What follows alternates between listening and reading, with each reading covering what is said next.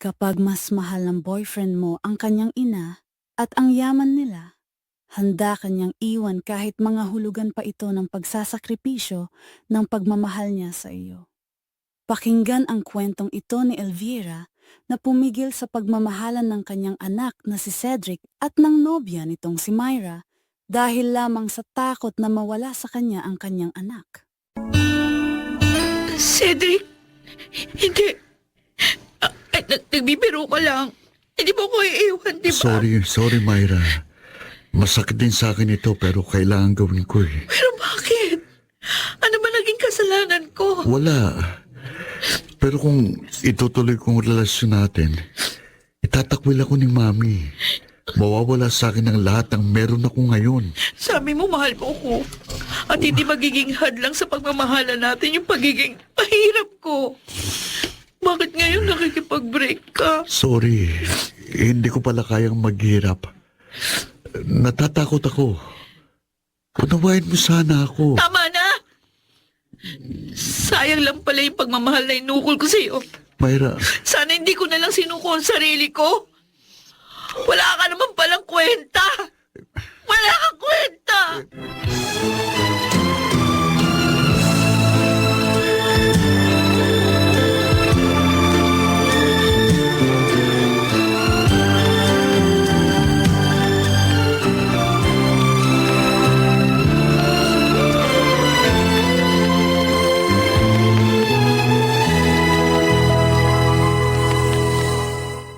ginawa ko na, Mami. Very good, son.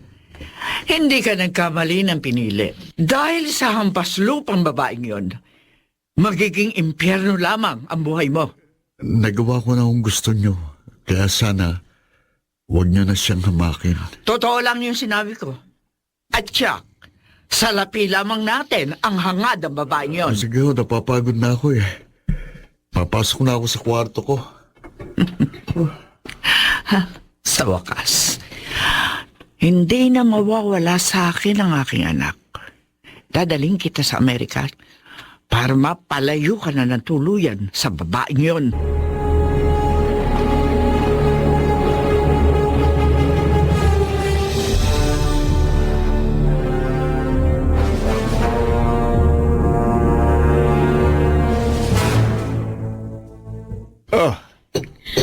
Kumain ka na niluto ko nilagang baka, Myra.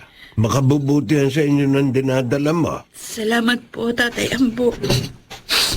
Paano na lang kung wala kayo ni Digna? Bata pa tayo, magkaibigan na tayo. Tama si Digna. At kaibigan ko naman ang yumao mong mga magulang. Kaya hindi na iba ang turing namin sa'yo. Paano nga pala yan, Myra? Sasabihin mo ba kay Cedric yung tungkol sa dinadala mo? Para ano pa?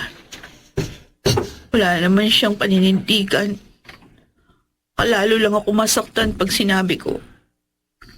At saka, makaisipin pa ni Ma'am Elvira, naghahabol ako sa pera nila. Mahihirapan kang palaking mag-isa ang bata. Tama naman pong kaibigan ko, Tay. Kaya tulungan na lang natin siya.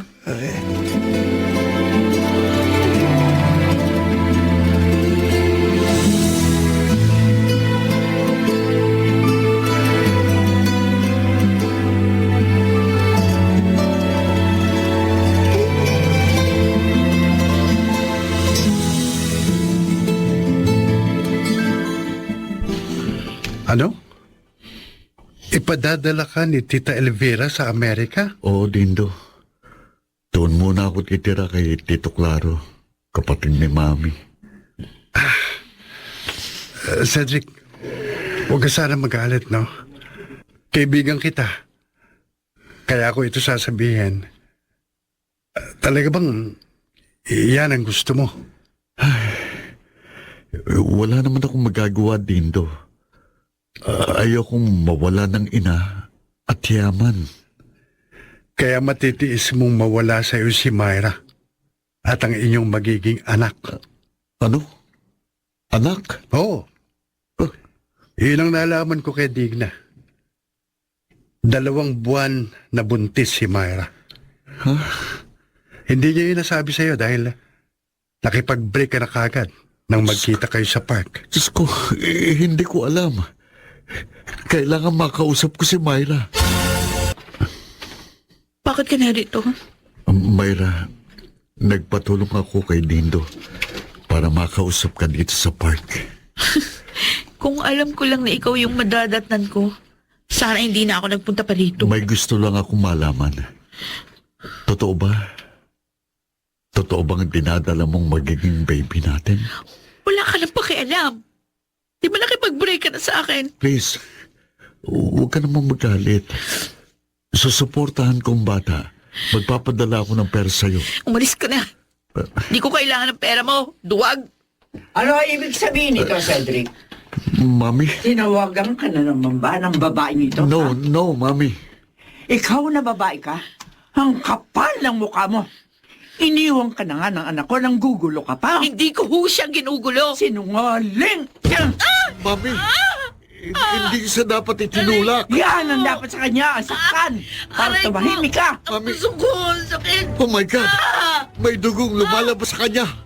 Dinudugo si Myra. Ang baby ko! Ang baby ko!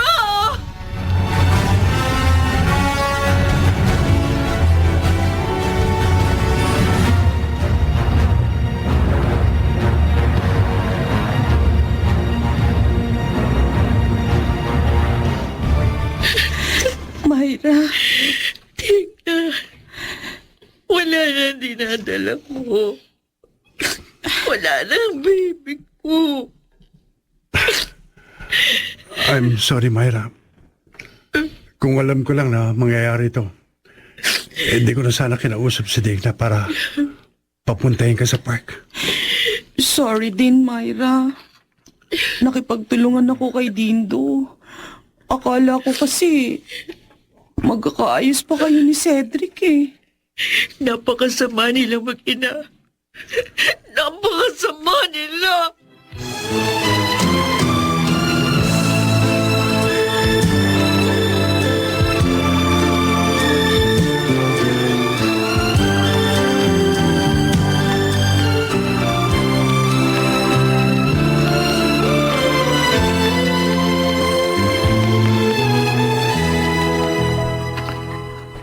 Ayos na ba mga gamit mo, Cedric?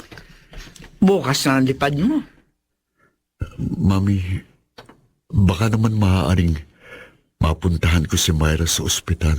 Kahit sandali lang. Hindi!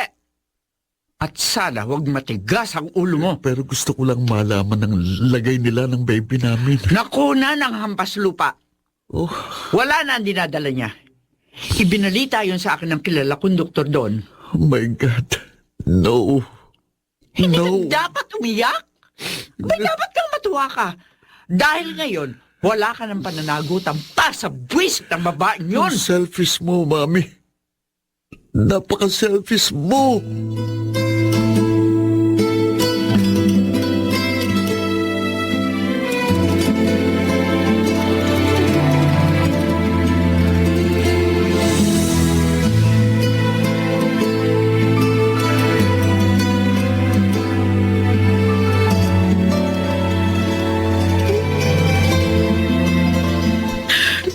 Umiiyak ka na naman, Myra.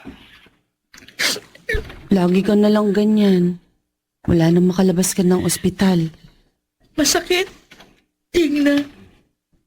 Tatay Ambo. Nabigo na nga ako kay Cedric. Nawala pa ang anak ko. Dahil sa napakasamang ugali ng nanay niya. Tama na yan. Baka magkasakit ka pa eh. Mas gusto ko nga yun eh. Gusto ko pang mawala na rin ako para hindi ko na maramdaman ang ganitong sakit. Myra, huwag mo sabihin yan. Talagang masakit yan. Pero maniwala ka, lilipas din ang sakit. Magtiwala ka lamang at kumapit sa Diyos. Walang sugat na hindi niya kayang pagalingin. Tatay Ambo. At iba yung katatagan ang papalit sa sakit na nararamdaman mo.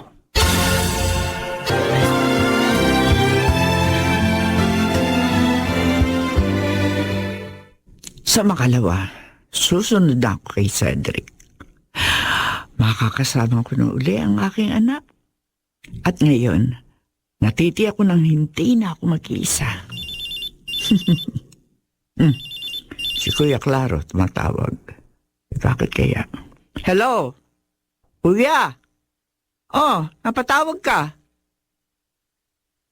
Hospital? Bakit? Ano nangyari? Hindi. Hindi totoo ang sinasabi mo, kuya.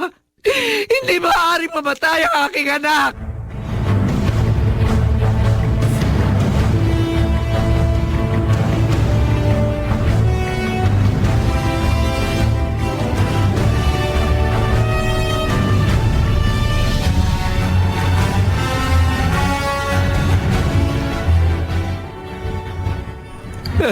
Condolence po, Tita Elvira. Indo. Wala na si Cedric. Nawala rin sa akin ang aking anak. Sana ho pala. Hindi nyo na lang siya pinapunta sa Amerika. Sana, hindi siya nabaril ng nag-amok doon. Kasalanan ko. Makasarili ako. At sa kagustuhan kong huwag mawala sa akin ang aking anak. Ito ang nangyari. Naitulak ko siya sa kapahamakan. Tita, Nawala rin ang kanyang magiging anak dahil sa akin. At ngayon, talagang mag-iisa na lang ako. Patawarin mo ako, anak ko. Patawad! Okay saklap naman ang nangyari kay Cedric. Kung hindi sana naging makasarili si Elvira, nasa piling pa sana niya ang kanyang anak at ang kanyang apo. Talagang nasa huli ang pagsisisi. At kung nanindigan lang din sana si Cedric sa pagmamahal niya kay Myra, naging masaya sana silang pamilya.